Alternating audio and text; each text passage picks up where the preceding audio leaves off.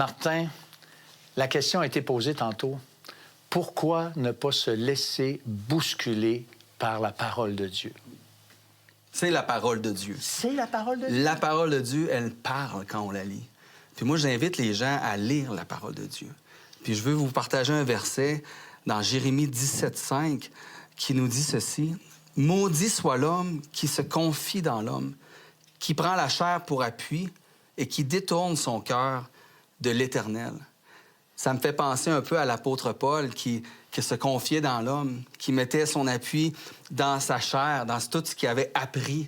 Mais avec cette rencontre-là, il s'est tourné vers Dieu. Il pensait être connu de Dieu, mais il n'était pas connu de Dieu.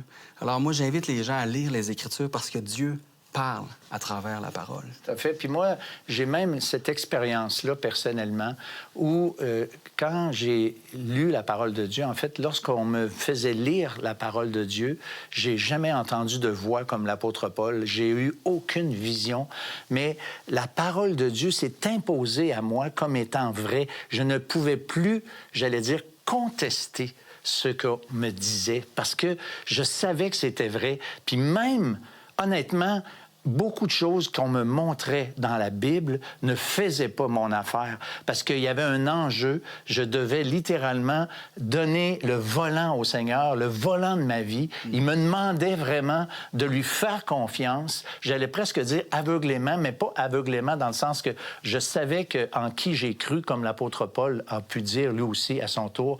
Mais ça, c'est ça qu'il faut faire. Alors nous, on vous invite à faire cette démarche, à ne pas vous laisser de repos tant et aussi longtemps que vous n'aurez pas réglé cette question de l'éternité. Alors, nous, on veut vous remercier d'avoir été là. Merci, Martin. Merci aussi à Adama. Merci à Samuel. Et nous, on vous dit au revoir à la semaine prochaine pour une autre émission de l'heure de la bonne nouvelle. On a un exemple de quelqu'un qui est sous l'emprise de forces démoniaques. Il se coupe, donc, il est tout nu dans le cimetière, il crie, il saigne de partout, il court vers Jésus. Et là, Jésus constate le problème.